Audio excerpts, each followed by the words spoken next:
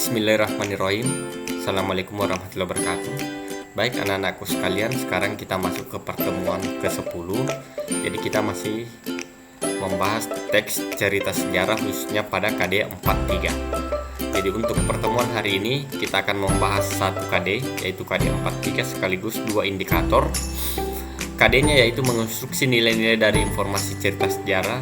Indikator yang pertama adalah menuliskan nilai-nilai dalam novel sejarah. Indikator 432 adalah menyajikan nilai novel sejarah ke dalam sebuah teks eksplanasi.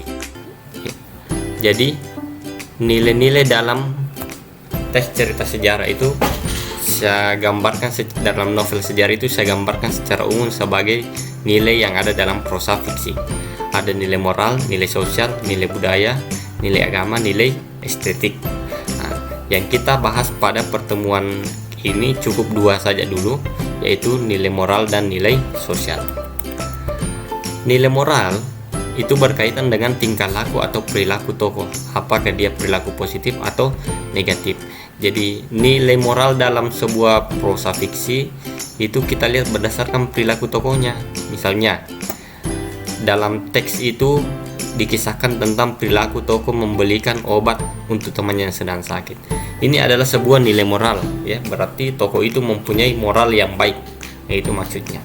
Nah, kalau ada istilah perilaku kurang moral, artinya nilai moral yang bersifat negatif, berarti perilaku yang tidak baik. Nah, ini ada contoh teks cerita sejarah, ya. Nah, di sini, ya, kalau kita baca, ya, sang adipati tidak bebas dari ketentuan Mahadewa, ya. Sang Hyang Widi merestui barang siapa punya kebenaran dalam hatinya, jangan khawatir. Kepala desa, kurang tepat jawabanku kiranya. Ketakutan selalu jadi bagian mereka yang tak berani mendirikan keadilan. Kejahatan selalu jadi bagian mereka yang mengingkari kebenaran maka melanggar keadilan. Dua-duanya busuk, dua-duanya sumber keonaran di atas bumi. Dan ia teruskan wejangannya tentang kebenaran dan keadilan dan kedudukannya di tengah kehidupan manusia para dewa. Jadi sini kita bisa lihat bahwa di cerita ini ada sebuah wejangan atau nasihat yang diberikan terkait dengan perilaku tokoh yang harus membela kebenaran dan keadilan. Nah, maka itulah nilai moral yang ada dalam teks. Nilai moralnya adalah ketakutan membela kebenaran sama buruknya dengan kejahatan karena sama-sama melanggar keadilan. Jadi nilai moral diambil dari wejangan yang diberikan, ya. Nah, dari wejangan yang diberikan. Nah, apa itu? Bahwa kita tidak boleh kita tidak boleh takut dalam membela kebenaran. Itulah nilai moral yang ada dalam teks ini. Berarti terkait dengan perilaku tokoh, ya. Perilaku tokoh berupa tidak boleh takut dalam membela kebenaran karena itu sama saja dengan buruknya dengan sebuah kejahatan. Sekarang kita masuk ke nilai sosial. Kalau nilai sosial, ya, berkaitan dengan kehidupan tokoh dalam hubungan dengan kehidupan bermasyarakat. Dia dapat berupa kegiatan sosial atau fenomena sosial. Jadi kalau moral tadi fokus pada perilaku individu tokoh, kalau sosial, ya, dia pada hubungan tokoh dengan kehidupan masyarakat. Nah, berupa kegiatan sosial misalnya, ini contoh ini. Tokoh melakukan kerja bakti membersihkan lingkungan bersama masyarakat. Ini kan kegiatan sosial, ya. Nah, berarti nilai sosial tokoh dalam kehidupan masyarakat karena ini pasti dikerjakan bersama beramai-ramai. Misalnya juga kegiatan sosial lain, ya. Pemberian bantuan kepada panti asuhan yang dilakukan oleh tokoh itu sosial bukan moral. Kenapa sosial? Karena itu berkaitan dengan tokoh dalam hubungannya dengan kegiatan sosial, yaitu memberi bantuan. Nah, kalau fenomena sosial, yang dimaksud fenomena sosial misalnya ada dikisahkan dalam teks tentang seorang yang gila yang berjalan ke sana kemari tanpa ada orang yang mempedulikannya, itu fenomena sosial namanya, ya. Fenomena sosial, kenapa fenomena sosial? Karena orang gila itu sebenarnya dia wajib dipelihara oleh negara, harus dimasukkan di panti sosial. Nah, tapi dia berkeliaran kemana-mana, itu yang disebut fenomena sosial.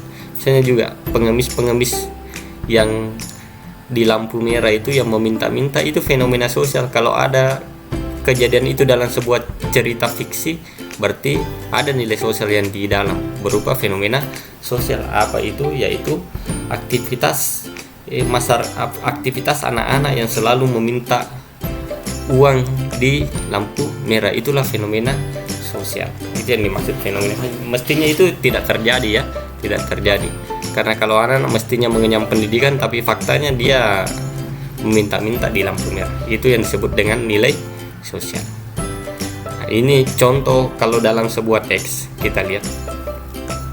Sebagian terbesar pengantar sumbangan, pria, wanita, tua dan muda, menolak disuruh pulang.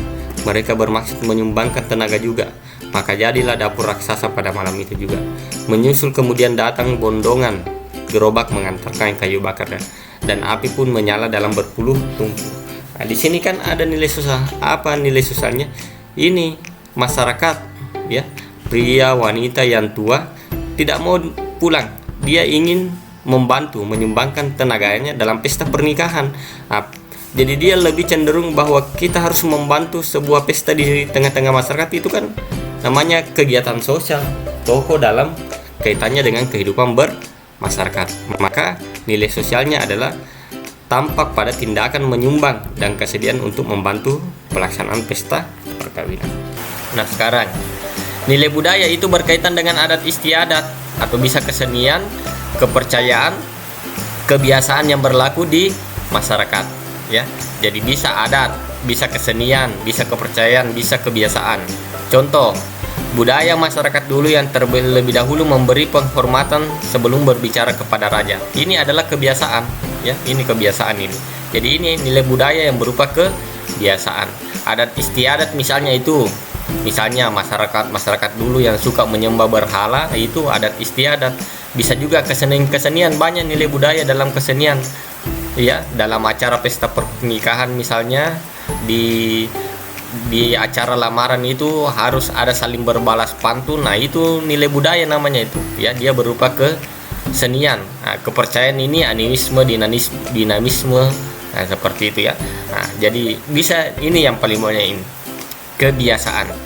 Jadi kebiasaan ini beda, itu budaya barat dengan budaya timur. Kalau budaya timur misalnya kebiasaan kita sama orang tua misalnya harus mengucapkan salam, itu kebiasaan di masyarakat. Kalau di novel terjemahan atau novel dari luar negeri, kebiasaannya itu berbeda juga ya, berbeda. Misalnya ada kebiasaan kalau di luar negeri itu misalnya untuk menghormati orang dia minum bir. Nah, itu budaya juga itu dalam novel-novel terjemah. Jadi seperti itu. Nah, kalau contoh dalam teks ya, ini kalau kita baca ini ya. Dan bila orang mendarat dari pelayaran entah jauh dan entahlah dekat, ia akan berhenti di suatu tempat beberapa puluh langkah dari dermaga. Ia akan mengangkat sembah di hadapannya berdiri Sela Baginda, sebuah tugu batu berpahat dengan prasasti peninggalan Airlangga. Ini sudah budaya di sini, yaitu memberikan penghormatan kepada batu. Ini adat istiadat ini. Nah, kemudian bila ia meneruskan langkahnya, semua saja jalanan besar yang dulunya jalan ekonomi sekaligus militer, ia akan selalu berpapasan dengan pribumi yang berjalan dengan tenang tanpa gegas. Nah, sekalipun di bawah, ini sudah budaya juga ini. Budaya masyarakat pribumi itu ya, dulu dia mengajarkan hidup tenang, tidak terburu-buru. Nah, ini. Jadi ada dua nilai budaya dalam teks, kutipan teks ini. Yang berikut nilai agama, yaitu nilai dalam cerita yang terkait hubungan tokoh dengan sang pencipta. Jadi kalau dalam teks cerita dikisahkan sang tokoh misalnya menuju ke masjid untuk menunaikan salat maghrib, berarti ada nilai agama di situ. Apa nilai agamanya? Yaitu nilai agamanya yaitu sikap tokoh yang senantiasa beribadah ke masjid untuk menunaikan salat maghrib. Nah, kalau contoh dalam teks, kalau kita baca di sini, kala itu tahun 1309 segenap rakyat berkumpul di alun-alun. Semua berdoa, apapun warna agamanya, apakah Siwa, Buddha maupun Hindu. Ini sudah ada nilai agama ini. Apa itu berdoa? Berdoa ini kan kegiatan terkait hubungan kita dengan sang pencipta. Jadi di sini dia katakan nilai agamanya itu pada aktivitas rakyat dari berbagai agama mendoakan Kertara jasa. Itulah nilai agama dalam teks. Nanti seperti itu cara mengidentifikasinya. Kemudian yang terakhir adalah nilai estetik, yaitu berkaitan dengan keindahan, baik keindahan struktur pengemban cerita, fakta cerita maupun teknik penyajian cerita. Jadi struktur ya berkaitan dengan bisa dari struktur pengembangannya, bagaimana alurnya ya, fakta ceritanya ya, bisa juga lokasi-lokasi, tempat-tempat yang disajikan dalam teks. Nah, itu bisa ada nilai estetik di situ, yaitu penyajian pemandangan pantai ya ketika tokoh ini seperti itu misalnya ya. Ada bisa juga penyajian teknik penyajian ceritanya. Nah, ini contohnya di sini. Betapa megah dan indah bangunan itu karena terbuat dari bahan-bahan pilihan. Ini sudah ada nilai estetik ini, megah dan indah itu ya. Berarti tempatnya ini yang dia tinjau dari aspek tempat untuk nilai estetik. Pilar kayunya bagian tiang saka ya, belandar sampai pada usuk diraut dari kayu jati pilihan. Nah, ini teknik ya. Jadi ini contoh nilai estetik. Cuman yang akan kita bahas adalah sudah pada indikator 432, itu menyajikan nilai novel sejarah ke dalam sebuah teks eksplanasi. Jadi indikator ini kita laksanakan insya Allah sebanyak 2 pertemuan. Jadi untuk pertemuan hari ini saya jelaskan dulu materinya.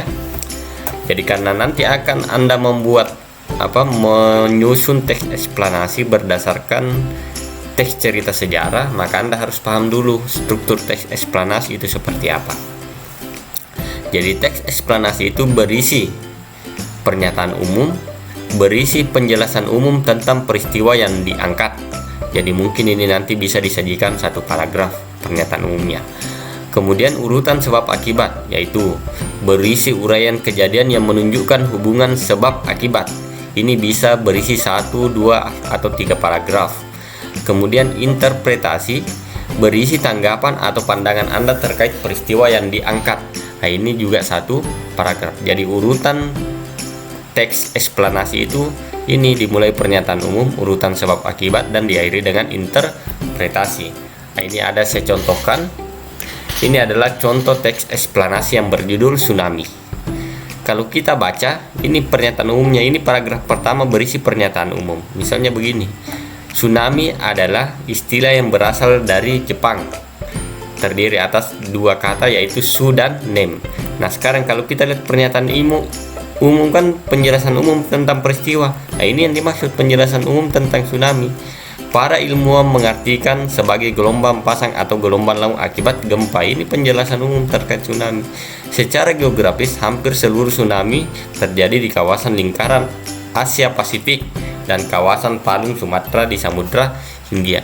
Inilah contoh pernyataan umum yang berisi penjelasan umum terkait dengan masalah yang akan dibahas. Nah, sekarang coba kita lihat paragraf 2 dan 3-nya bagaimana.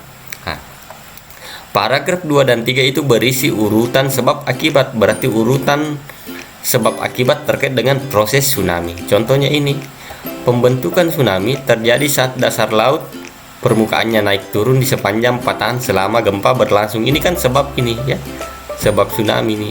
Patahan tersebut mengakibatkan terganggunya keseimbangan air laut. Nah, ini kan sudah jelas bahwa ini pernyataan sebab akibat ya.